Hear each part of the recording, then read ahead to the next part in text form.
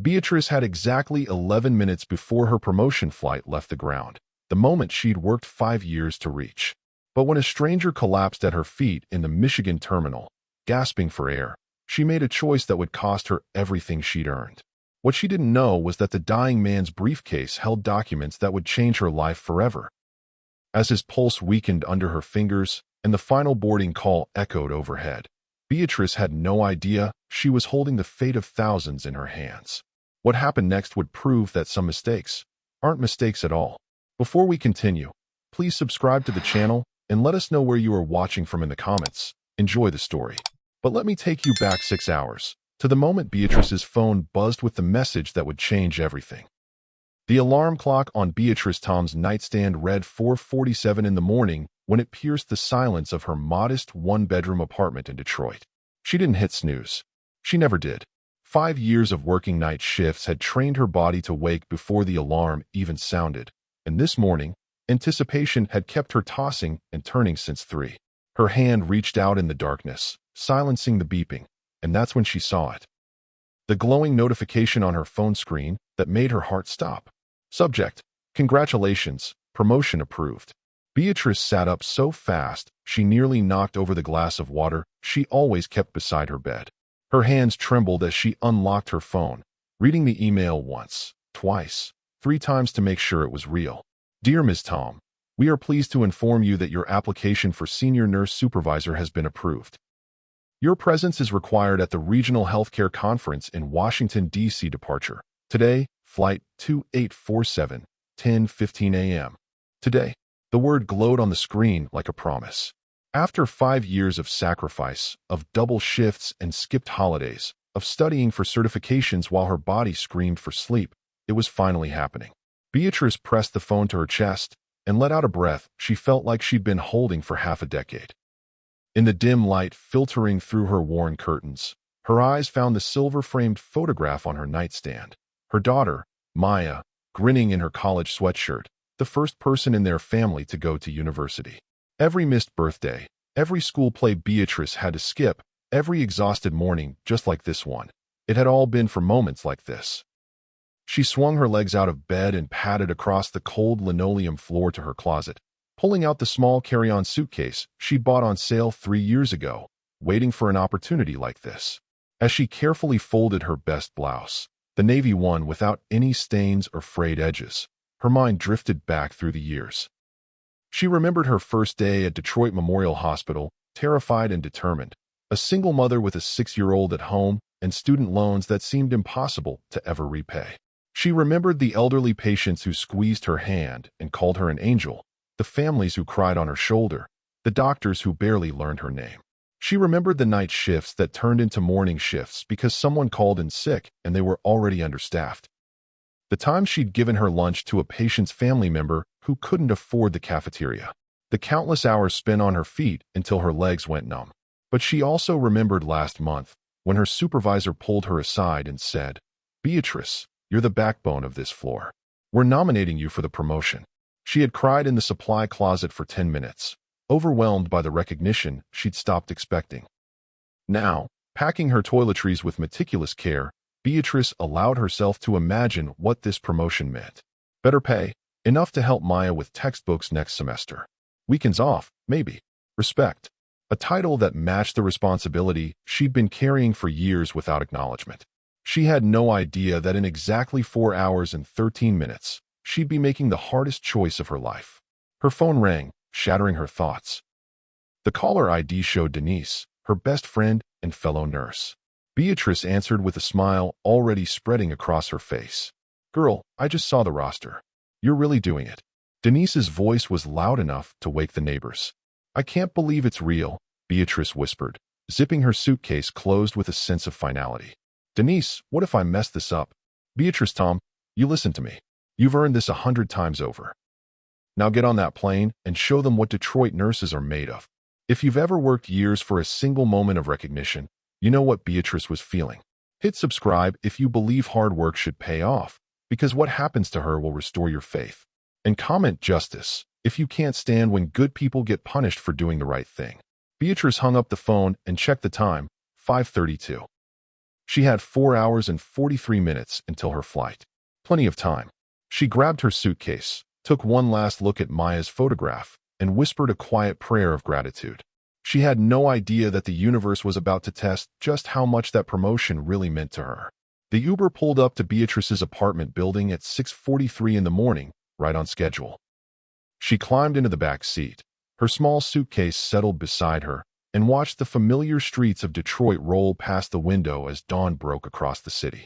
The driver, a quiet older man with kind eyes, glanced at her in the rearview mirror and offered a polite, "Good morning."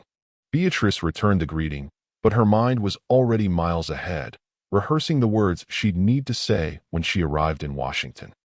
"Thank you for this opportunity," she whispered under her breath, watching her reflection in the window. "I'm honored to serve in this capacity." "No, that sounded too formal. I'm grateful for the trust you've placed in me." Better. She imagined walking into that conference room, shaking hands with regional directors, people who could change the trajectory of her entire career, people who expected confidence, competence, polish. She smoothed down her blouse for the 100th time, hoping the wrinkles from her suitcase would fall out by the time she landed. The morning traffic was lighter than usual, and Beatrice felt herself relax slightly as they merged onto the highway. 45 minutes to the airport, she calculated. Her flight boarded at 9:45. She'd be there by 8. Maybe even have time for a decent cup of coffee and a moment to collect herself. Everything was going according to plan. Then the brake lights appeared, a sea of red stretching ahead of them as far as she could see. The Uber slowed to a crawl, then stopped completely. Beatrice felt her stomach tighten. She checked her phone, 7:06. Still okay. Still manageable. But the cars weren't moving. 5 minutes passed. Then 10. Her driver leaned forward, craning his neck to see what was causing the backup. "Looks like an accident up ahead," he said apologetically. "Should clear up soon." Beatrice nodded, trying to keep the anxiety from her face, but her fingers were already doing the math. 7:20. 7:35. At 7:48, when they finally started moving again, her phone rang. Her supervisor's name flashed on the screen, and Beatrice's heart sank even before she answered. "Beatrice, please tell me you're at the airport." Her supervisor's voice was tight with concern. "I'm on my way. There was traffic, but I'll make it. Don't miss this flight, Beatrice."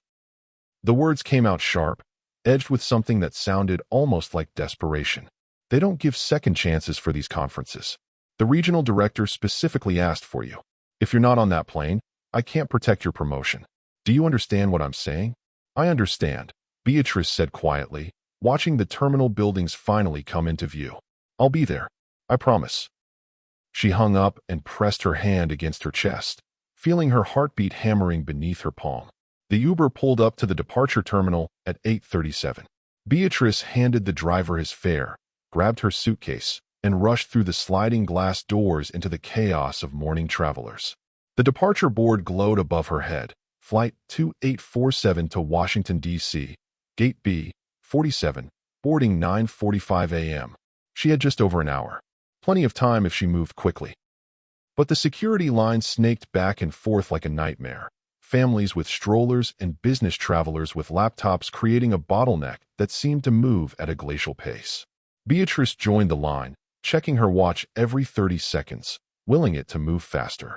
Around her, people chatted casually, unbothered by the wait. They weren't carrying 5 years of sacrifice in their carry-on bags. They didn't have supervisors' warnings echoing in their ears. Finally, blessedly, she reached the conveyor belt. Shoes off, laptop out, liquids in a bag. The TSA agent waved her through the scanner. No alarms. No additional screening. She breezed through security with 28 minutes remaining. Plenty of time. Or so she thought. Beatrice shouldered her bag and started toward the gates, passing restaurants and newsstands, her eyes scanning for Gate B, 47. She passed a busy coffee stand where the line stretched 10 people deep, the rich aroma of fresh brew filling the air. She'd skip the coffee. There'd be time for that after boarding. Right now, all that mattered was reaching that gate, getting on that plane, and finally claiming the future she'd worked so hard to build. Beatrice walked briskly through the terminal, her footsteps keeping rhythm with the quiet hum of early morning travel. Around her, the airport was coming to life. Businessmen in wrinkled suits clutching briefcases, families herding sleepy children toward their gates. elderly couples moving slowly hand in hand.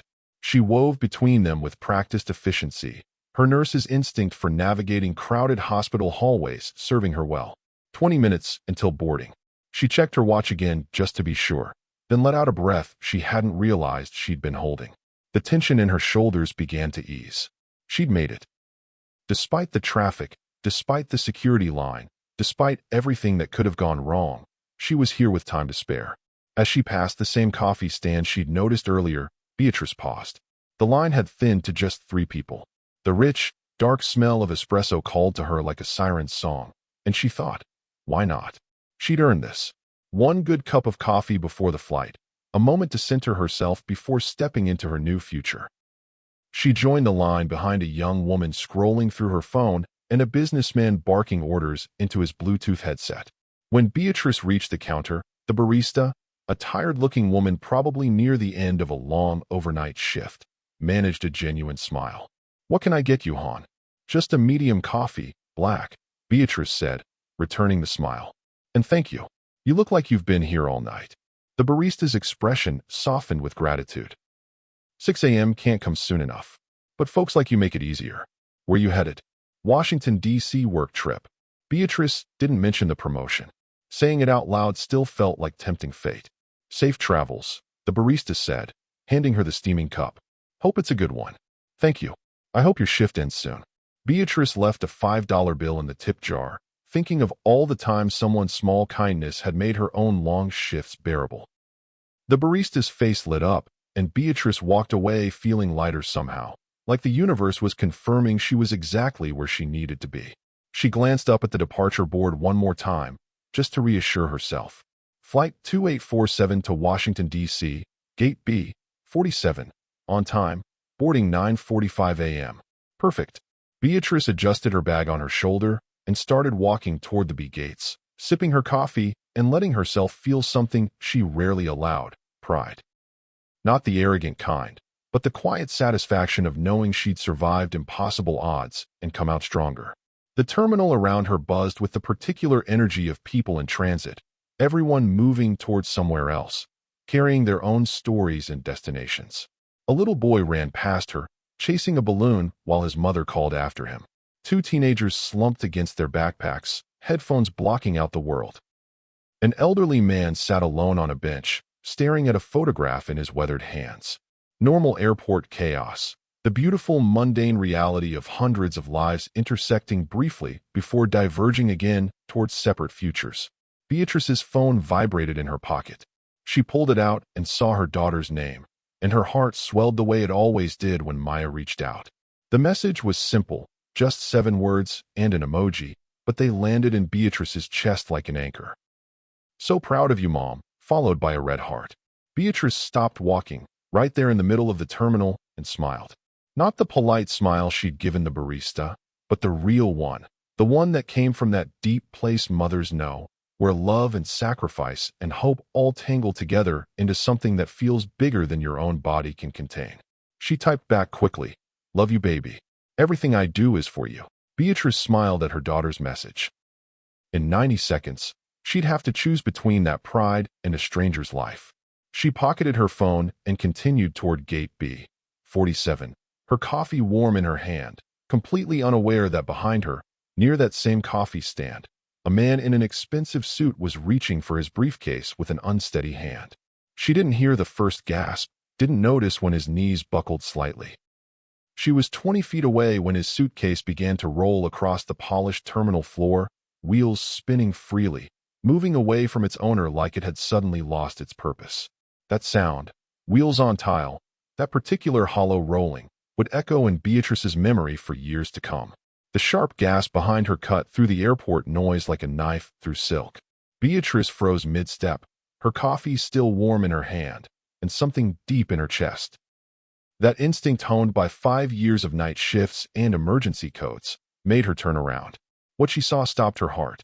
A man in his late 50s, expensive suit perfectly tailored, was clutching his chest with both hands, his face drained of all color, lips turning a shade of blue that Beatrice recognized immediately.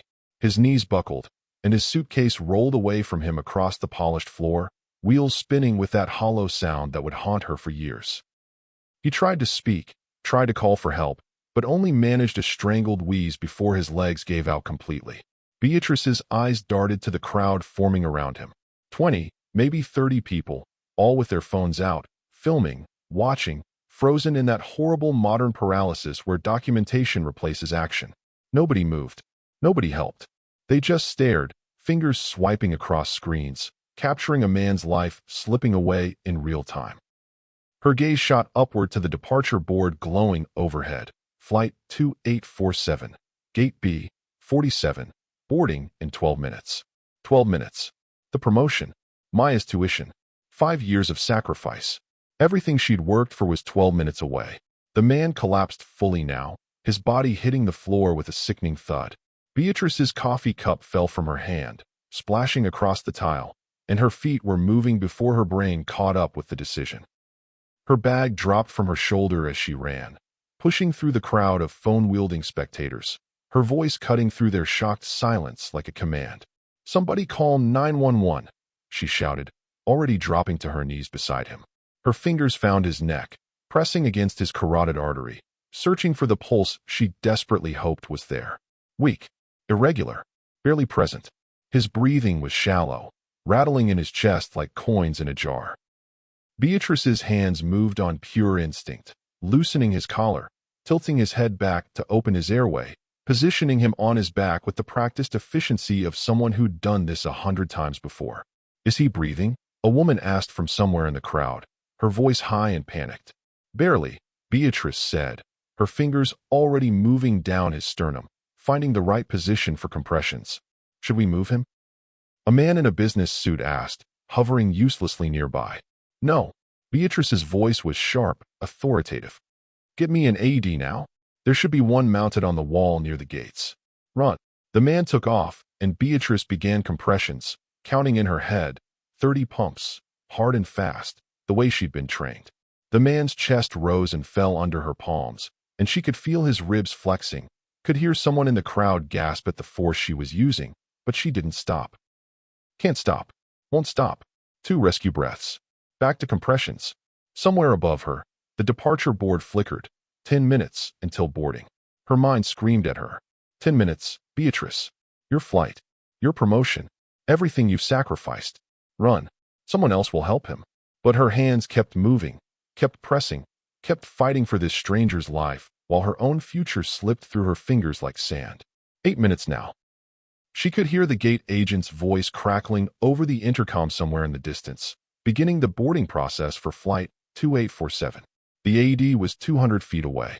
Beatrice had maybe 3 minutes before brain damage set in. Her flight? 7 minutes. She didn't run. She didn't hesitate. She just kept pushing against that chest, counting compressions, breathing life into a stranger's lungs, while everything she'd ever wanted boarded a plane without her. The security officer appeared through the crowd like an answer to a prayer, the ED case clutched in his hands, his face flushed from running. Beatrice didn't waste a second. She grabbed the device, ripping open the case with hands that had stopped shaking the moment the emergency began. This was her element. This was what 5 years of night shifts and impossible decisions had trained her for. "Clear the area," she commanded, her voice steady and authoritative. The crowd stepped back instinctively, responding to the calm competence radiating from this woman in her wrinkled blouse, kneeling on a dirty airport floor like it was an operating room. She pulled the electrode pads from the AED, her movements precise and practiced. "Someone apply pressure here," she said, noticing a small cut on the man's forehead from where he'd hit the ground. A young woman stepped forward hesitantly, and Beatrice grabbed her own scarf from around her neck, pressing it into the woman's hands. "Like this. Firm pressure. Don't let go." The AED's mechanical voice filled the tense silence, analyzing heart rhythm. "Do not touch the patient." Everyone froze.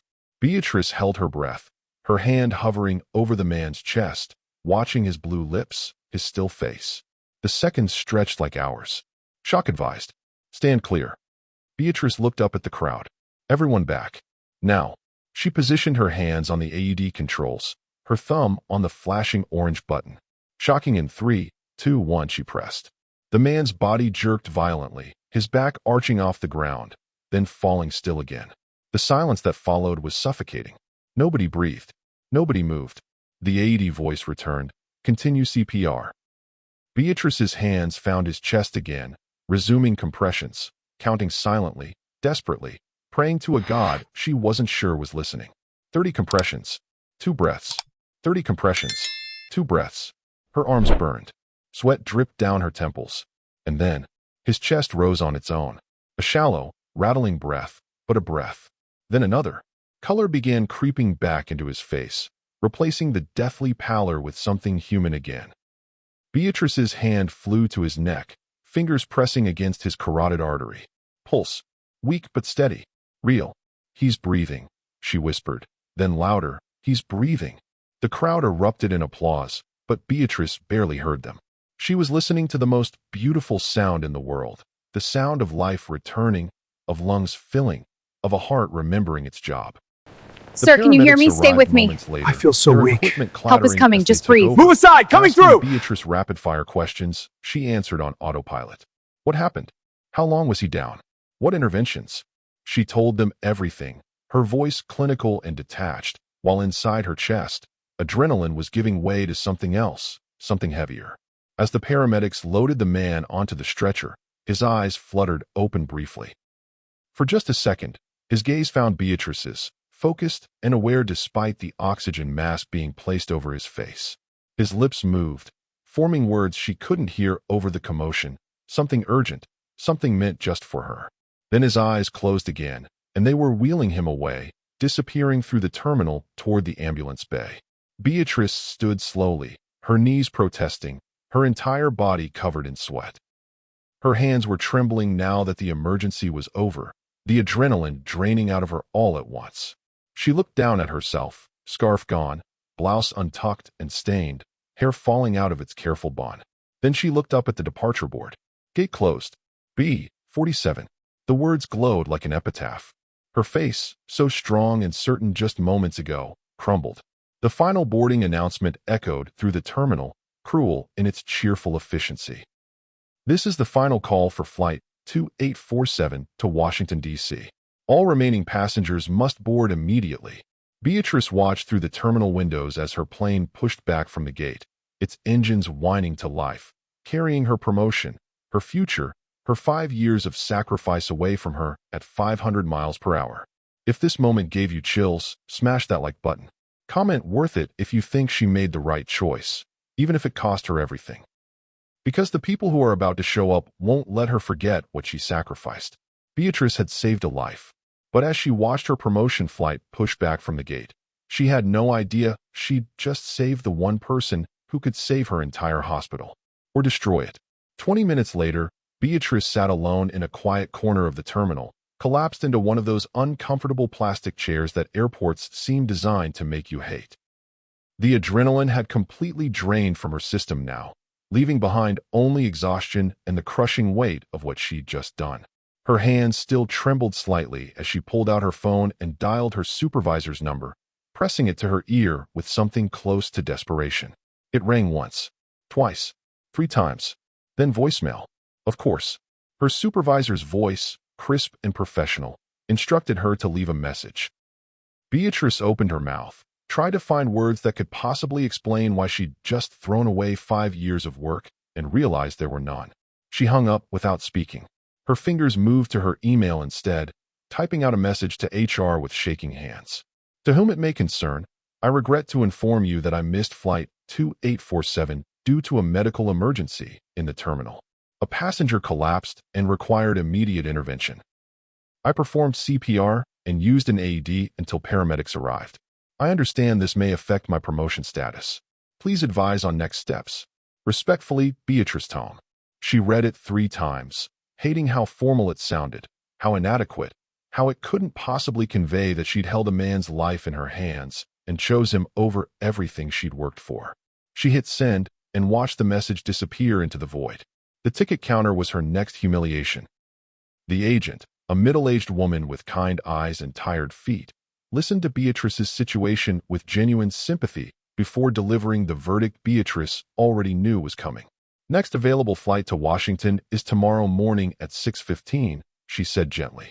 The fare would be $847. Beatrice pulled up her banking app with fingers that felt numb. The numbers glowed back at her. $312. Her entire checking account. 2 weeks until payday. Rent due in 5 days. She closed the app and looked up at the agent with a smile that felt like it might crack her face in half. "Thank you anyway," she whispered. Back in her corner of the terminal, surrounded by the sounds of other people catching flights, making connections, getting to where they needed to be, Beatrice finally let herself cry. Not the loud, dramatic kind of crying, but the quiet, devastating kind that comes from somewhere deep in your chest where hope used to live. The tears rolled down her cheeks silently as her mind replayed the last 5 years like a cruel slideshow. The student loans she was still paying off, $23,000 in debt for a nursing degree. Maya's 6th birthday party that she'd missed because of a double shift. Christmas mornings working while other families opened presents. The patients who'd squeezed her hand and called her an angel while hospital administration barely knew her name. Every sacrifice, every missed moment, every time she'd chosen duty over her own life, all leading to this, sitting alone in an airport, watching her future fly away without her. "Excuse me." A voice broke through her thoughts. An elderly man stood in front of her, the one she'd noticed earlier staring at a photograph. "I saw what you did back there. That was incredible." Beatrice wiped her eyes quickly, trying to compose herself. "Yeah," she said, her voice hollow. "Incredibly stupid." Her phone buzzed in her hand. Unknown number. She glanced at it and let it go to voicemail. Probably a spam call. The last thing she needed right now was someone trying to sell her extended car warranty. The elderly man shook his head. "Not stupid. Heroic. That man would be dead if not for you." Before Beatrice could respond, she noticed an airport security officer walking toward her with purpose, his eyes locked on her face. Her stomach dropped. What now? Was she in trouble for the medical intervention? Did something happen to the man she'd saved? "Ms. Tom?" the officer said, stopping in front of her chair. Beatrice stood slowly, her legs unsteady. "Yes." The security officer's expression was unreadable, professional in that way that made Beatrice's heart race with uncertainty. "The gentleman you helped," he said, his tone formal but not unkind. "He's asking for you." Beatrice blinked, confusion replacing her anxiety. "He's still here? I thought the paramedics took him to the hospital. They brought him to our medical facility here in the terminal for evaluation before transport. He's stable now, and he's requesting to speak with you personally." The officer gestured toward the terminal's interior corridors. "If you'll follow me, please." Beatrice grabbed her bag and followed, her mind spinning with questions. Why would he want to see her? People didn't usually ask to meet the strangers who saved them, at least not immediately, not before they'd even left for the hospital. They walked through employees-only doors, down sterile hallways that reminded Beatrice too much of the hospital where she worked, until they reached a private medical room with frosted glass windows. The officer knocked once and opened the door. What Beatrice saw stopped her in the doorway. The man she'd last seen unconscious and blue-lipped was now sitting upright on an examination table, his color fully returned, his expensive suit somehow straightened and pristine despite everything he'd just been through. But it wasn't just him. For other people in equally expensive suits surrounded him like sentries. 2 men, 2 women, all holding tablets and phones, all turning to look at Beatrice with expressions she couldn't quite read.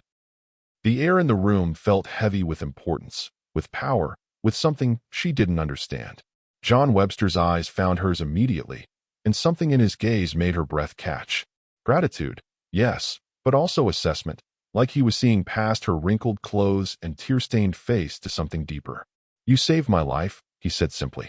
His voice was stronger than she expected, cultured, the kind of voice accustomed to boardrooms and authority. Beatrice stepped into the room, suddenly aware of how out of place she looked among these polished, powerful people. "I'm a nurse," she said quietly. "It's what I do." John studied her for a long moment, and the 4 suits around him exchanged glances that Beatrice caught in her peripheral vision. Meaningful looks, eyebrows raised, subtle nods that seemed to communicate something significant. "What's your name?" John asked. "Beatrice. Beatrice Tom." He reached into his jacket pocket with steady hands and pulled out a sleek leather wallet. From it, he extracted a business card, cream-colored and embossed, the kind of card that cost more to print than Beatrice spent on groceries in a week. He produced an expensive pen and wrote something on the back of the card in quick, decisive strokes before holding it out to her. Call this number tomorrow. 9 a.m. sharp. Beatrice took the card, her fingers brushing against the heavy cardstock. She turned it over and read the front. Webster Medical Group, in elegant serif font, and below it, John Webster, Chief Executive Officer. Her eyes widened slightly as recognition began to dawn. Webster Medical Group. She'd heard that name before, seen it on hospital documents, grant applications, donor lists. They were one of the largest medical funding organizations in the country. She looked up at John, then at the four assistants watching her with what she now recognized as intense interest. Her mouth opened, but no words came out. The man whose life she'd saved wasn't just anyone. He was someone who controlled millions, maybe billions, in healthcare funding. Someone who could make or break hospitals with a single decision. Mr. Webster, I don't, she began. 9 a.m. He repeated firmly, but not unkindly. Don't be late, Beatrice Tom. One of the female assistants stepped forward, a tablet in her hands, fingers already moving across the screen like she was taking notes, recording this moment for some purpose Beatrice couldn't fathom. If you think you know where this is going, comment your prediction below. And if you can't stand when corporations ignore everyday heroes, subscribe, because this CEO is about to do something no one expected. Beatrice pocketed the card, her hand trembling slightly, and nodded. Thank you, she managed, though she wasn't entirely sure what she was thanking him for. As she turned to leave, escorted back out by the security officer, she heard one of the male assistants speak in a low voice behind her. Sir, are you certain about this? She didn't hear John's response before the door closed, but she felt the weight of that business card in her pocket like it was made of lead instead of paper. Beatrice pocketed the card, assuming it was a thank you formality, maybe an offer to cover her medical expenses or send flowers. She had no idea that by 9 a.m. tomorrow, that card would be worth more than her entire year's salary. The cheapest hotel Beatrice could find near the airport was a budget chain off the highway, the kind of place where the carpet had seen better decades and the air conditioner rattled like it was trying to escape. $63 a night. Money she couldn't really afford to spend, but sleeping in the terminal wasn't an option. She dropped her bag on the faded bedspread and collapsed into the chair by the window, pulling out her phone with hands that still hadn't completely stopped shaking. Her fingers moved almost on autopilot, typing Webster Medical Group into the search bar. What populated on her screen made her breath catch in her throat. The first result was their official website, sleek and professional, with John Webster's face prominently displayed in the leadership section. But it was the numbers that made her eyes widen in disbelief. Webster Medical Group, providing funding for 47 hospitals nationwide. $2.3 billion endowment dedicated to improving patient care and healthcare infrastructure. She scrolled further, her heart pounding. Articles from major news outlets. Webster Medical Group announces largest Sir, can you hear me? healthcare Stay with grant me. in decades. I feel so weak. CEO John Help is Webster coming, just breathe. Move aside, revolutionized coming hospital through! funding model. Photos of him shaking hands with senators, cutting ribbons at hospital openings, standing beside medical equipment that his foundation had purchased. Beatrice set her phone down and pressed her palms against her eyes. This man, this billionaire who controlled the fate of nearly 50 hospitals, had nearly died on an airport floor. And she'd saved him. The magnitude of it hit her like a wave, not because of who he was, but because of how easily she could have walked past, could have prioritized her flight, could have let someone else handle it. She tried to sleep, crawling under the thin hotel sheets as exhaustion pulled at her bones, but her mind wouldn't quiet. Every time she closed her eyes, she saw John Webster's face going blue, felt his weak pulse under her fingers, heard the AED's mechanical voice instructing her to shock. She rolled over, checked her phone. 11:47 p.m. She put it down, closed her eyes again, and gave up after another 20 minutes of staring at the ceiling. At 12:30 in the morning, she called Maya. Her daughter answered on the second ring, her voice alert despite the late hour. College students never slept. Mom? What's wrong? Did you land safe? Beatrice felt tears prick at her eyes just hearing her daughter's voice. I didn't make the flight, baby. What? Why? What happened? A man collapsed at the airport. I had to help him. I did CPR, and by the time the paramedics came, her voice broke slightly. My flight was gone. Oh, Mom. Maya's tone shifted from concern to something softer. Are you okay? Did he survive? He survived. And Maya? Beatrice looked at the business card sitting on the nightstand like an accusation. He's the CEO of Webster Medical Group. Do you know what that is? There was a pause. Then Maya's voice came back, higher and more excited. Mom, you saved a billionaire. I just Googled him. This guy funds like half the hospitals in the country. I saved a person, Beatrice said firmly, needing her daughter to understand this. That's all. It doesn't matter who he was. I would have done the same thing if he was homeless. I know you would have, Mom. That's why you're you. Maya's voice turned playful, trying to lighten the mood. But maybe he'll help with my tuition? I'm half joking. Mostly joking. Beatrice let out a tired laugh despite everything. Don't get your hopes up, baby. People like that don't remember people like us once the emergency is over. He gave me his card, told me to call tomorrow morning, probably just wants to say thank you properly. Or maybe he wants to give you a reward. Mom, this could change everything. Or it could be nothing. Beatrice countered gently, not wanting to let hope take root. Either way, I need to sleep. I love you. Love you too, Mom. I'm proud of you. You know that, right? After they hung up, Beatrice set her alarm for 6 a.m. and placed her phone on the nightstand beside John Webster's business card. She stared at it in the dim light filtering through the curtains, that cream-colored rectangle that represented a world so far removed from her own it might as well be on another planet. Her mind drifted back to the terminal, to that moment when John's eyes had fluttered open on the stretcher, when his lips had moved beneath the oxygen mask. She'd been too far away to hear what he'd said, but now, in the quiet of this lonely hotel room, the memory sharpened. His voice, barely a whisper, hoarse and desperate. Thank you. Thank you. Just 2 words, repeated like a prayer. What Beatrice didn't know was that across town, in a private suite at one of Detroit's finest hotels, John Webster was making phone calls that would change 300 lives by sunrise. At 8:47 in the morning, Beatrice was pacing the narrow strip of carpet between her hotel bed and the bathroom, her phone clutched in a hand slick with nervous sweat. She'd been awake since 5:30, had showered twice, changed clothes 3 times, and was now wearing the same wrinkled blouse from yesterday, because it was the most professional thing she owned. The business card sat on the bed, John Webster's handwritten number staring up at her like a challenge. 9 a.m. sharp, he'd said. She checked her phone again. 8:51. Her thumb hovered over the numbers she'd already typed in but hadn't yet dialed. What was she supposed to say? Thank you for the opportunity? Sorry I saved your life? Her mind spun through a dozen opening lines, each one sounding more ridiculous than the last. 8:59. She couldn't put it off any longer. Beatrice took a deep breath that did nothing to steady her nerves and pressed the call button. The phone rang once before a crisp, professional voice answered. Webster Medical Group. How may I direct your call? Hi. My name is Beatrice Tom. John Webster asked me to call this number at 9. Please hold. Before she could say another word, generic hold music filled her ear. Soft jazz, the kind that was supposed to be calming but instead made every second feel like an eternity. Beatrice sat down on the edge of the bed, then stood up again, unable to stay still. 1 minute passed, then 2. She checked the time obsessively.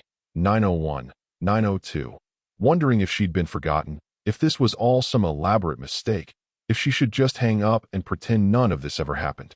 Then the music cut off abruptly, replaced by a different voice. Female, authoritative, the kind of voice that didn't waste time with pleasantries. Miss Tom, Mr. Webster will see you at his office. 10:30 a.m.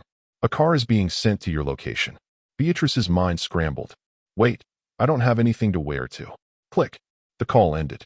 She stared at her phone in disbelief, her heart hammering against her ribs. A car? To his office? She looked down at herself. The wrinkled blouse, her only pair of dress pants that were 2 years old and starting to fray at the seams, shoes that desperately needed replacing. This wasn't what you wore to meet a billionaire CEO in his office. This wasn't what you wore to meet anyone important. She frantically searched her suitcase for something, anything better, but there was nothing. The promotion conference had been business casual at best. She hadn't packed for whatever this was. At 9:43, while Beatrice was trying to smooth wrinkles out of her blouse with her bare hands, a sleek black SUV pulled into the hotel parking lot, so out of place among the budget rental cars and aging sedans that she knew immediately it was for her. The driver stepped out, a man in a dark suit and sunglasses who looked like he belonged in a Secret Service detail, and walked into the lobby. Beatrice grabbed her purse with shaking hands and met him at the door. Miss Tom? His voice was professional, neutral. "Yes, that's me." Her voice came out smaller than she intended. He opened the back door of the SUV without another word, and Beatrice climbed in, sinking into leather seats that probably cost more than her monthly rent. The interior smelled like expensive cologne and new car. As they pulled out of the parking lot, Beatrice watched the familiar streets of her neighborhood fade away, replaced by parts of Detroit she'd only seen in magazines. Upscale shopping districts, renovated historical buildings, tree-lined streets where the houses had gates and the lawns had gardeners. They drove for 20 minutes, and with every mile, Beatrice felt herself moving further from the world she knew and deeper into one where she didn't belong. Finally, the SUV turned onto a boulevard lined with corporate towers, and there, rising above them all like a monument to success, stood a gleaming skyscraper with the name Webster Tower etched in chrome letters across its face. The driver pulled up to the main entrance, came around to open her door, and Beatrice stepped out onto pavement, so clean it looked like it had been polished. The building stretched up toward the sky, all glass and steel and intimidating wealth. She took one step toward the rotating doors, and her phone exploded in her hand. Buzz, buzz, buzz, text after text flooding in. Her supervisor, her colleagues from the hospital, people she hadn't heard from in months. Everyone asking the same question in different words. "What did you do? Call me immediately. Beatrice, what's going on? Did you really meet John Webster?" As Beatrice stepped into that marble lobby, her phone still vibrating with messages she didn't understand, she had no idea that back at Detroit Memorial Hospital, her supervisor was staring at an email with trembling hands. Subject line: Beatrice Tom. Urgent. The lobby of Webster Tower was more museum than office building. Marble floors polished to a mirror shine, modern art installations that probably cost more than Beatrice's house, and a ceiling that soared 3 stories high with chandeliers that looked like frozen waterfalls of crystal. Beatrice's worn shoes squeaked slightly against the marble as she walked toward the elevator bank, and she became acutely aware of every frayed thread on her pants, every wrinkle in her blouse, every sign that she didn't belong in a place like this. An elevator attendant in a crisp uniform stepped forward and pressed the call button for her, as if she couldn't be trusted to manage it herself. The doors opened to reveal not a standard elevator, but a glass capsule that looked like it belonged in a science fiction film. Beatrice stepped inside, gripping her purse like a lifeline, and the attendant followed, his white-gloved hands moving to the control panel. 47th floor, he said simply, and pressed a button near the very top. As the elevator began to rise, Beatrice's stomach dropped. The glass walls gave her an unobstructed view of the entire city spreading out below, Detroit in all its complexity, the Renaissance Center in the distance, the Detroit River snaking through the landscape, buildings getting smaller and smaller as they climbed higher and higher. She'd never been afraid of heights before, but this felt different, like she was ascending into a realm where gravity worked differently, where the rules she'd lived by her entire life no longer applied. The elevator chimed softly at the 47th floor, and the doors opened onto a scene that made Beatrice's breath catch. The office suite was something out of a movie.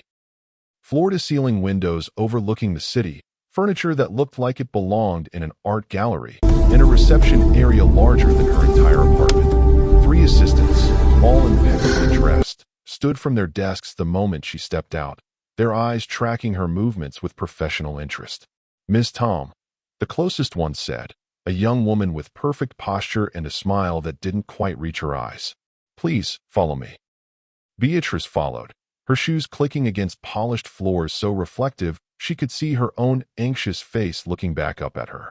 The hallways were lined with photographs. John Webster at hospital dedications, shaking hands with presidents, accepting awards from medical organizations. They passed a conference room where a meeting was in progress, and Beatrice felt every eye in the room turn toward her as she walked by. Executives in $1,000 suits paused mid-sentence, their conversations dying as they watched this rumpled nurse being escorted through their inner sanctum. She wanted to disappear. She wanted to turn around and run back to the elevator, back to her budget hotel, back to her regular life, where she understood the rules and knew her place. But the assistant kept walking with brisk efficiency, leading her deeper into the maze of wealth and power, until finally they stopped in front of a set of massive wooden doors that looked like they'd been carved from a single ancient tree. Beatrice noticed something then that made her heart clench. Taped to the imposing door at child height was a crayon drawing, bright and cheerful and completely out of place in this temple of corporate authority. Stick figures holding hands, a house with a crooked chimney, and words in shaky child handwriting. "Get well soon, Grandpa." The drawing was recent, the tape still clear, and it reminded Beatrice Sir, can you hear with me? sudden Stay with force me. that the man I feel she'd so saved weak. wasn't Help is just a coming, just billionaire breathe. Move CEO. aside! Coming He was through! someone's grandfather, someone's father, someone who had people who loved him enough to draw him pictures. The assistant knocked once, a soft, respectful rap against the wood, and a voice from inside called out, "Come in." The doors swung open, and Beatrice stepped into an office that seemed to occupy half the entire floor. John Webster stood at floor-to-ceiling windows on the far side of the room, his back to her, hands clasped behind him in a pose that radiated authority and contemplation. The morning light streamed through the glass, silhouetting him against the Detroit skyline, making him look less like a man and more like a monument. "Mr. Webster will see you now," the assistant murmured, and then she was gone, the doors closing behind Beatrice with a soft, final click that sounded like a trap springing shut.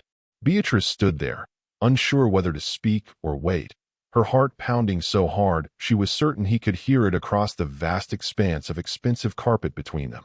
The silence stretched, heavy and loaded with meaning she couldn't decipher. Then, without turning around, John Webster spoke, his voice carrying clearly across the room despite its measured quietness. "Tell me, Beatrice," he said, still facing the windows, still silhouetted against the light. "What do you think happens to people who miss their promotion flights?" John Webster turned around slowly, and Beatrice was struck by how completely different he looked from the dying man she'd cradled on that airport floor. His color had fully returned, his eyes were sharp and assessing, and he carried himself with the kind of commanding presence that made powerful people listen when he spoke. He gestured toward a leather chair positioned in front of his massive desk. "Sit, please." Beatrice lowered herself into the chair, sinking into leather so supple it probably cost more than her car. The chair seemed designed to make visitors feel small, positioned slightly lower than John's own seat, forcing her to look up at him. Every detail in this office was calculated, she realized. The intimidating desk, the positioning, the floor-to-ceiling windows behind him that made him look larger than life. John settled into his own chair and folded his hands on the desk, studying her with an intensity that made Beatrice want to squirm. "I know about your flight," he said without preamble. "About your promotion. About what you sacrificed yesterday." Beatrice's eyebrows drew together in confusion. "How do you?" "I made calls," John interrupted, his tone matter of fact. "Lots of calls. Last night, after you left the airport medical facility, I had my team do some research." He reached for a manila folder sitting on his desk and slid it across the polished surface toward her. "Go ahead. Open it." With trembling fingers, Beatrice pulled the folder closer and opened it. What she saw made her breath stop in her throat. It was her entire employment file from Detroit Memorial Hospital, every performance review, every commendation, every shift she'd worked for the past 5 years laid out in meticulous detail. Documents she'd never seen, evaluations she didn't know existed, all compiled into a dossier that painted a complete picture of her professional life. John's voice continued, steady and measured. Detroit Memorial Hospital. 5 years of service. Almost exclusively night shifts. Perfect attendance record. Not a single patient complaint. 3 formal commendations for going above and beyond duty. He paused, his eyes never leaving her face. Medical scholarship offer from the University of Michigan that you couldn't accept because of student loans from your nursing degree. Loans you're still paying off. Beatrice looked up from the folder, her mind reeling. How did he know all of this? How had he learned more about her life in 12 hours than most people learned in years? "Mr. Webster," she began, her voice shaky. "I appreciate the thank you. And this is overwhelming, but I really need to get back to Detroit and explain to my supervisor what happened. I need to try to salvage." John held up one hand, and Beatrice's words died in her throat. There was something in his expression now, something darker, more complicated than simple gratitude. "Your hospital received $50 million from my foundation last year," he said, his tone shifting to something colder, more businesslike. "Did you know that?" Beatrice shook her head slowly. I know. I mean, I knew we had donors, but I didn't know the amounts, or $50 million, John repeated, leaning back in his chair. Designated specifically for patient care improvements, nursing staff expansion, and equipment upgrades. That money was supposed to make life better for people like you, Beatrice. People who work themselves to exhaustion because they actually care about saving lives. Something in his voice made Beatrice's stomach tighten with dread. There was anger there, barely controlled, simmering just beneath the professional veneer. John's jaw tightened. I was on my way to Detroit yesterday. On that flight you missed, actually, to pull that funding. All of it. He paused, letting the words sink in. Your hospital's administration has been careless. Let's say they've been very careless with patients. With staff. With people like you who keep that place running on fumes and determination while the executives give themselves bonuses with money that was meant to save lives. Beatrice's blood ran cold. The folder in her lap suddenly felt heavy, like it contained not just her employment history, but evidence of something much larger, much more devastating. Her mind flashed to the constant understaffing, the equipment that never got replaced, the promises from administration that things would get better while nurses like her worked double shifts to cover the gaps. You mean, she started, but couldn't finish the sentence. I mean your hospital was about to lose everything, John said bluntly. 3 floors scheduled to close. 200 staff positions eliminated. Hundreds of patients forced to find care elsewhere. I had the paperwork drawn up, the board vote secured. I was flying to Detroit to deliver the news personally. The room seemed to tilt around Beatrice. Her hospital, the place where she'd spent 5 years of her life, where she'd saved countless patients, where her colleagues had become family, was about to be gutted. And somehow, impossibly, she was standing in the middle of it, sitting in this billionaire's office, holding a folder that contained her entire professional life, while he explained how close everything had come to collapse. Drop a no way in the comments if this twist shocked you. And subscribe if you believe everyday heroes deserve more than poverty wages. Because what this CEO does next will make you believe in justice again. But you saved my life, John continued, his voice softening slightly. And that changed something. John stood from his desk and walked to the windows, his hands clasped behind his back again in that same contemplative pose. When he spoke, his voice carried the weight of someone who'd been carrying a burden for far too long. I've spent 3 months investigating Detroit Memorial, he said, staring out at the city below. My team compiled reports, interviewed former employees, analyzed financial records. What we found was systematic negligence, staff shortages that put patients at risk, complaints from nurses that were filed and then buried. People like you forced to work 16-hour shifts because administration refused to hire adequate coverage. Beatrice felt something click into place in her mind. Puzzle pieces she'd been too exhausted to assemble suddenly forming a clear picture. That's why we're so understaffed, she whispered, more to herself than to him. I thought it was budget constraints. They kept telling us there wasn't money for new hires, that we had to make do, that everyone was struggling. John turned to face her, and the anger in his eyes was controlled but unmistakable. Your administration spent the foundation money on executive bonuses, Beatrice. Not equipment, not staff. Bonuses. The CEO gave himself a $2 million raise while you were working double shifts and patients were being transferred out because of inadequate nursing coverage. Beatrice's face hardened, her hands gripping the arms of the chair. Every missed birthday with Maya, every time she'd come home so exhausted she could barely stand, every patient she'd worried about because there weren't enough hands to provide proper care, all of it had been unnecessary. All of it had been because people at the top chose their own wealth over the lives they were supposed to protect. Yesterday, John continued, his voice measured but heavy. I was flying to Detroit to personally shut down the funding and close 3 floors. Obstetrics, pediatrics, and emergency services were going to be relocated to other facilities. I'd already drafted the press release, scheduled meetings with the media. Detroit Memorial was going to be made an example of what happens when hospitals betray their mission. He paused, and the silence that filled the office was deafening. Beatrice couldn't breathe. She thought of the mothers giving birth on the obstetrics floor, the children fighting cancer in pediatrics, the accident victims rushed through emergency room doors. All of them about to lose access to care because of greed she'd been too ground down to even notice. Then you saved my life, John said quietly. Beatrice looked up at him, confusion and anger and desperation warring in her chest. "I don't understand what this has to do with me," she said, her voice breaking slightly. "I'm just one nurse. I did what anyone should have done. That doesn't change what's happening at my hospital.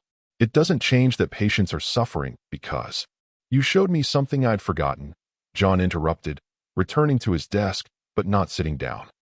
He leaned against it, closer to her now, more human somehow. "That there are still people in that hospital who actually care. People who'll sacrifice everything, their promotions, their futures, their own well-being, to save a stranger's life. People like you, Beatrice, and people like my wife." Beatrice blinked, caught off guard by the sudden personal revelation. "Your wife?" John's expression softened with a grief that looked old but not healed. "She was a nurse. Emergency room. She worked at a hospital not unlike Detroit Memorial.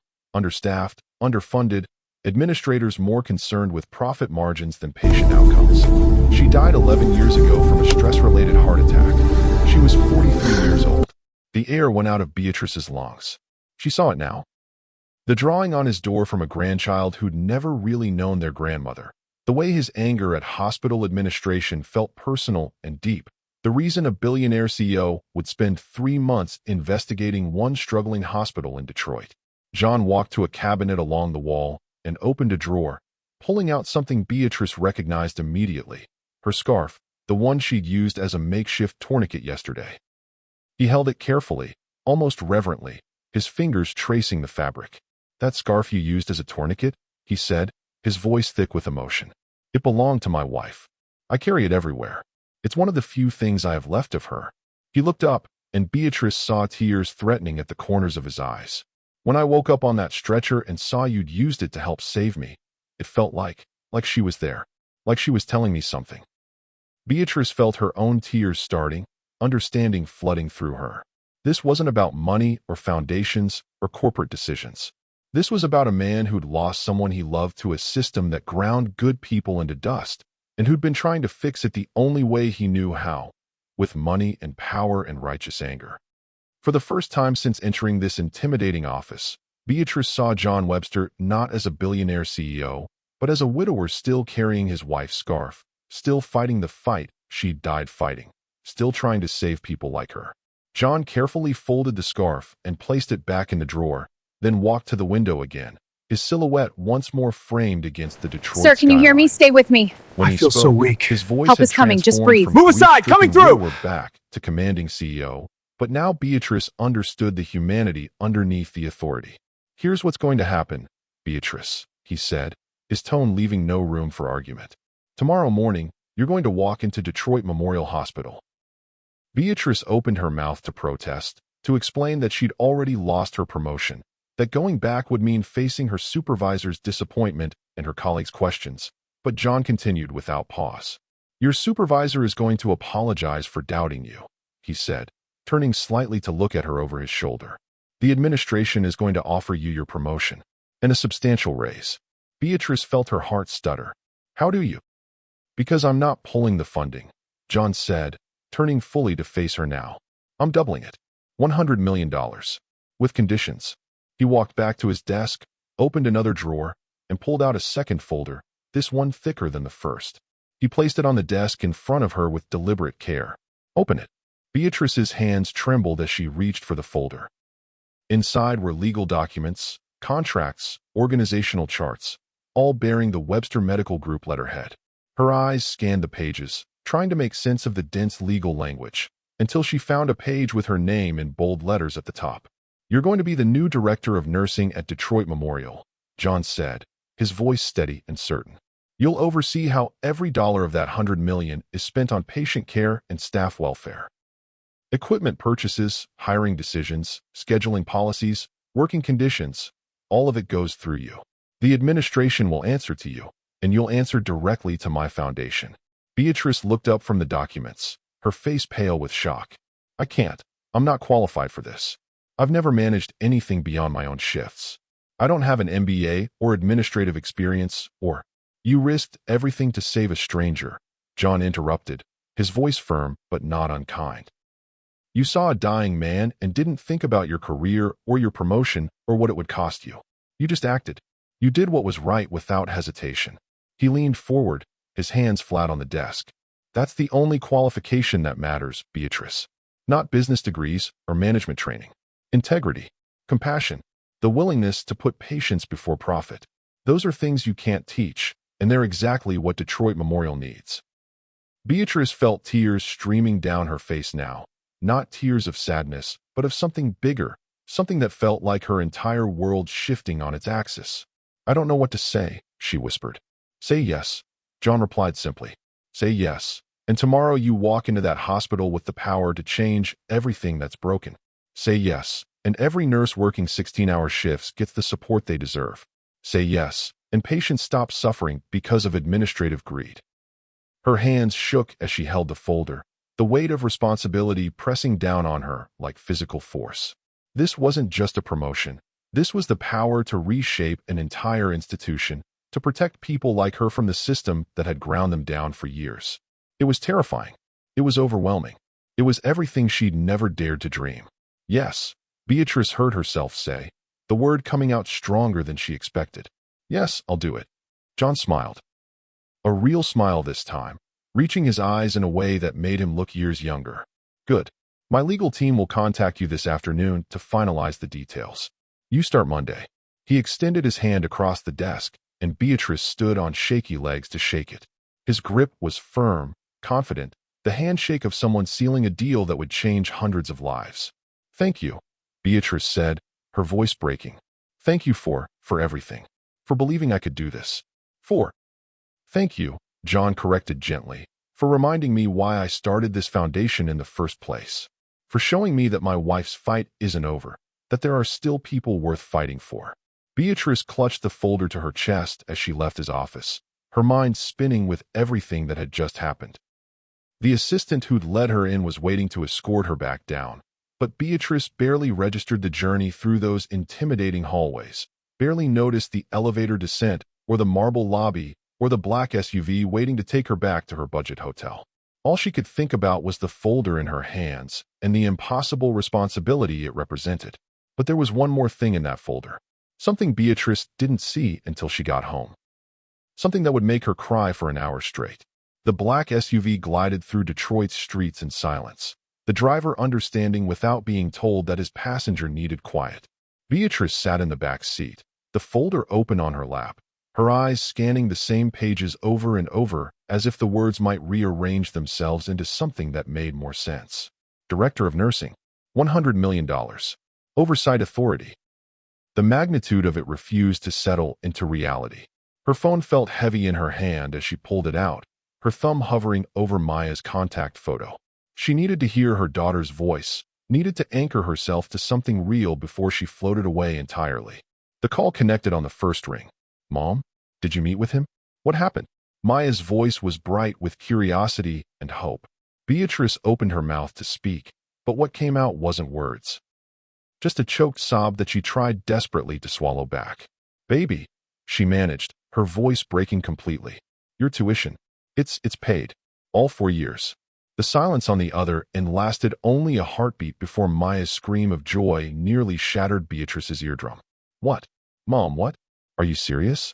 Oh my God, Mom, are you crying? This is real. This is actually real. It's real, Beatrice whispered, tears streaming down her face as she smiled wider than she had in years. You can finish school without debt. You can focus on studying. You don't have to work 3 jobs like I did. You're free, baby. You're free. Maya was crying now too, her words tumbling out between sobs. I can't believe this. I can't, Mom, what did you do? What happened? I saved someone's life, Beatrice said simply. And he decided to save mine. They stayed on the phone for another few minutes, Maya asking questions Beatrice could barely answer through her tears, both of them laughing and crying in equal measure. When they finally hung up, Beatrice sat back against the leather seat, feeling lighter than she had in a decade.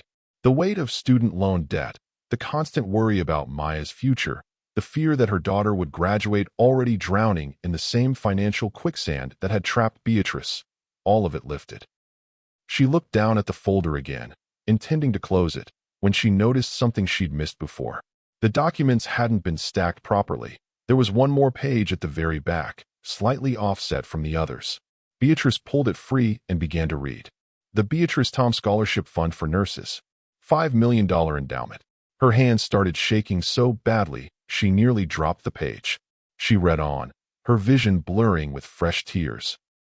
Established to provide full tuition assistance for nursing students who demonstrate exceptional compassion and dedication to patient care. Preference given to single parents and first-generation college students. For nurses who sacrifice everything to care for others. The last line was handwritten in John Webster's distinctive script, in memory of Elizabeth Webster, RN, and in honor of Beatrice Tom, who reminded me why this matters. Beatrice broke down completely, sobbing so hard her whole body shook. $5 million. In her name. For nurses like her, people struggling the way she had struggled, fighting the same battles she'd fought. John Webster hadn't just changed her life. He'd created a legacy that would change hundreds of lives for generations. Nurses who would never know her name would go to school debt-free because of what she'd done in that airport terminal. The SUV pulled up to her budget hotel, but Beatrice couldn't move. She sat there clutching the paper, crying tears that were equal parts joy and disbelief and overwhelming gratitude. The driver, bless him, said nothing, just handed her a box of tissues from the front seat and gave her the time she needed. Her phone rang, shattering the moment. She looked at the screen through tear-blurred eyes and saw her supervisor's name. Beatrice's stomach clenched instinctively. That old fear of disappointing authority, of being reprimanded, of losing everything. But then she remembered the folder in her lap, remembered who she was about to become, and she answered. Beatrice, please. Her supervisor's voice came through, shaking and desperate in a way Beatrice had never heard before. We need to talk. I just got a call from the hospital board. And from Webster Medical Group. I don't understand what's happening, but her voice cracked. Please tell me you're coming back. Beatrice wiped her eyes, straightened her spine, and found her voice, stronger now, steadier. I'll be there Monday morning, she said quietly. And yes, we definitely need to talk. If this moment hit you in the feels, smash that subscribe button. Comment, this is justice, if you believe good people should win for once. Share this with someone who needs to believe that kindness still matters, because what happens next proves it does. She hung up and finally stepped out of the SUV, the folder tucked carefully under her arm like the precious cargo it was. The driver nodded to her respectfully, differently than he had this morning, like he somehow knew she was different now too. But the real shock was waiting for her at the hospital the next morning, something even John Webster didn't plan for. Monday morning arrived with the kind of bright autumn sunshine that felt like a promise. Beatrice stood in the parking lot of Detroit Memorial Hospital, staring up at the building where she'd spent 5 years of her life, and took a deep breath. She was wearing her best outfit, the navy blouse freshly pressed, her nicest pants, shoes she'd polished until they gleamed. The folder from John Webster was tucked securely in her bag, but she didn't need to look at it anymore. She'd memorized every word. She pushed through the main entrance doors and stopped dead in her tracks. The lobby was packed with people, nurses in scrubs, doctors in white coats, janitors, cafeteria workers, administrative staff. Easily 100 people crowded into a space meant for half that many. And they were all looking at her. Beatrice's first thought was that something terrible had happened, some emergency that required all hands on deck.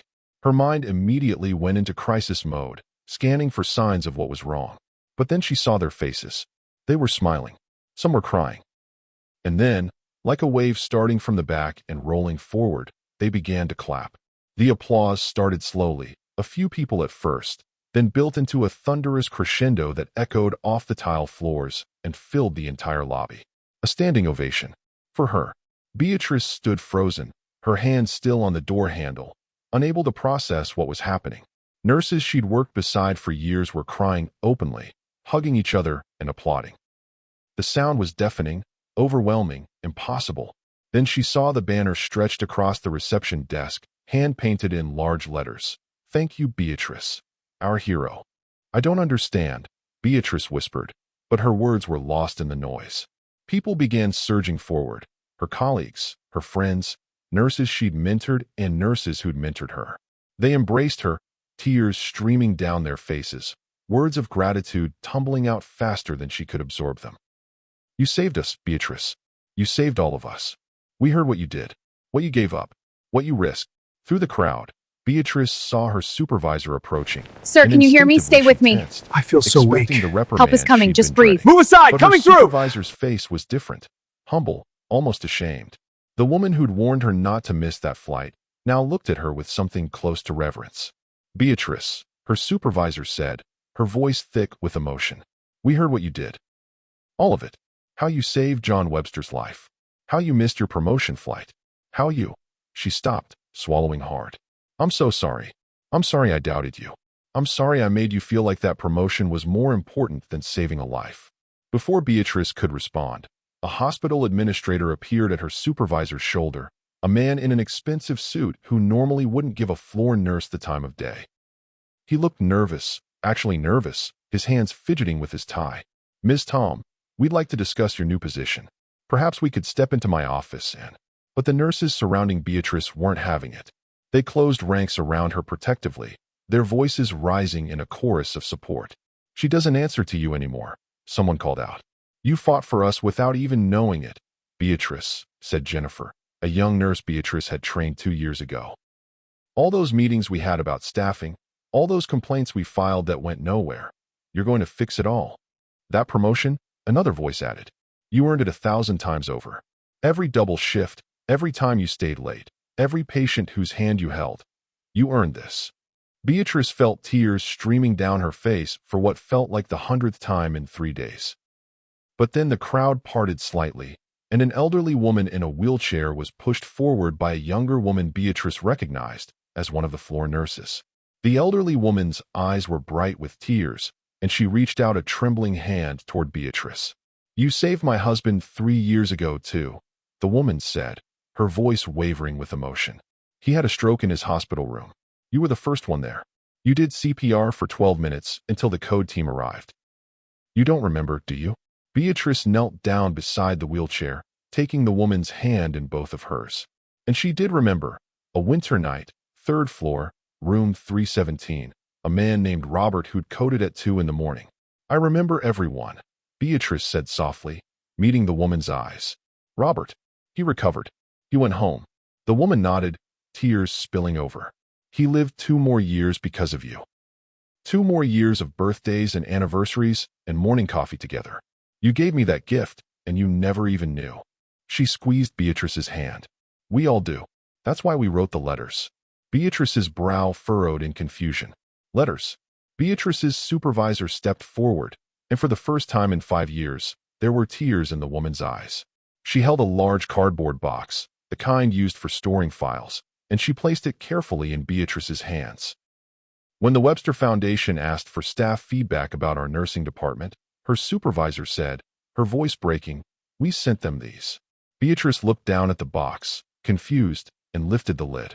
Inside were letters, hundreds of them, handwritten on every kind of paper imaginable. Lined notebook pages, hospital stationery, cards with flowers on them, even napkins with careful writing squeezed into the margins. She pulled one out with trembling hands. Beatrice, Tom held my mother's hand when she died.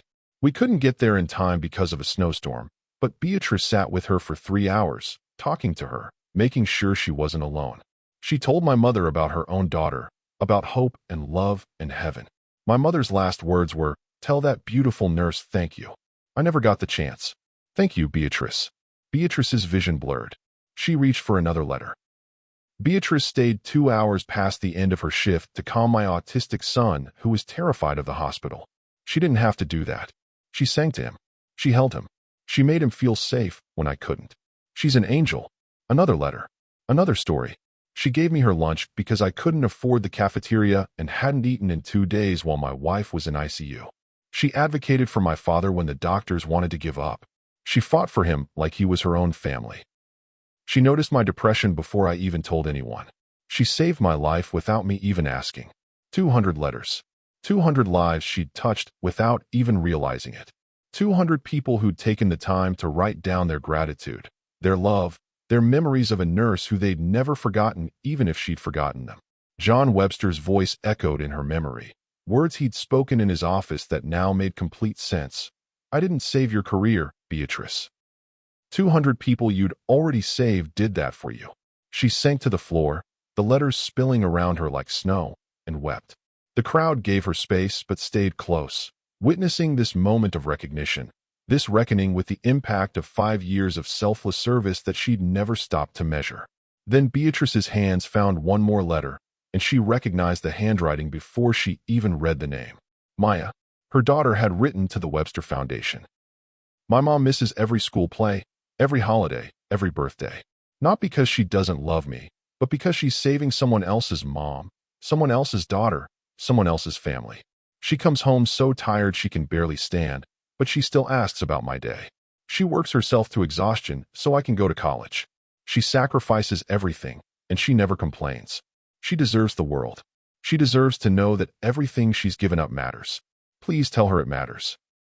Beatrice clutched the letter to her chest and remembered that moment in the terminal. John's suitcase rolling across the floor, that sound of wheels on tile, her choice between the flight and his life. She understood now that it hadn't been a choice at all. It had been who she was, who she'd always been, condensed into one crystallizing moment that changed everything. The suitcase rolling away. The sound that started it all. The sound that brought her here. 6 months later, the transformation at Detroit Memorial Hospital was nothing short of miraculous. Beatrice sat in her new office, a modest space she'd insisted on, nothing like the lavish executive suites upstairs, with a nameplate on the door that read Director of Nursing, Beatrice Tom. Through her window, she could see the hospital parking lot where she used to park her aging car in the furthest spot to save the close ones for patients. Now she parked there by choice, still believing those spots belonged to the people who needed them most. The staff meetings had changed completely. Where once administrators talked at nurses, now nurses talked and administrators listened. Beatrice had implemented a policy she called frontline voices first. Every decision about patient care had to be vetted by the people actually providing it. The nurses who worked the floors, who knew the patients' names and stories, who understood what was needed because they were the ones doing the work. New equipment arrived weekly. Modern monitors that didn't glitch during critical moments. Beds that actually functioned properly. For pumps that nurses didn't have to jerry-rig to make work. The ICU got a complete technology overhaul. The emergency department expanded to handle the patient load they'd been struggling with for years. But the change Beatrice was most proud of wasn't visible in equipment or budgets. It was visible in the faces of her staff. Nurses smiled again. They had time to actually care for patients instead of just rushing from crisis to crisis. The mandatory overtime that had become routine was now rare. New hires meant adequate staffing. People stopped quitting. During college break, Maya came to volunteer, wearing scrubs her mother had bought her, shadowing in the pediatrics ward. Beatrice watched her daughter interact with sick children and saw herself 20 years ago. That same compassion, that same instinct to comfort and heal. Maybe Maya would become a nurse too. Maybe she wouldn't. But at least now she had the freedom to choose, unburdened by the debt that had defined Beatrice's early career. The day John Webster came to visit, Beatrice gave him a tour of everything his funding had accomplished. They walked through renovated wings, past new equipment, through break rooms where nurses actually had time to take breaks. John watched it all with quiet satisfaction. "You've done more with this money in 6 months than most organizations do in years," he said as they stood in the newly expanded emergency department. Beatrice shook her head, watching a nurse carefully adjust an elderly patient's blanket, taking an extra moment to hold her hand and ask about her grandchildren. "It's not about the money," she said softly. "It never was. It's about remembering that behind every patient is a person, and behind every nurse is someone who chose this work because they believe in something bigger than themselves." John smiled, and Beatrice saw his late wife's memory in that expression. The legacy she'd left, the fight she'd started that others were now continuing. After the tour ended and John departed, Beatrice did something she'd been doing once a week since taking the director position. She changed into scrubs, clipped on her old badge, and went down to the floors. Not to supervise or evaluate, but to work, to check vitals, to hold hands, to be present with patients who needed someone who cared. Because titles and offices and authority were fine. But this direct contact, this human connection, this act of caring, this was who Beatrice Tom really was. Director or floor nurse, it didn't matter. She was someone who showed up, someone who cared, someone who'd always choose the person over the promotion. The Beatrice Tom Scholarship has helped 47 nurses pay for school debt-free. Detroit Memorial's nurse retention rate increased by 340%. And sometimes, the flight you miss is the one you were always meant to take. If this story reminded you that good people still exist, do 3 things. Subscribe so you never miss stories that restore your faith. Share this with someone who needs hope today. And comment, I believe in kindness, if you stand against a world that tells us to only look out for ourselves. Hit that notification bell, because next week's story will leave you speechless. I promise.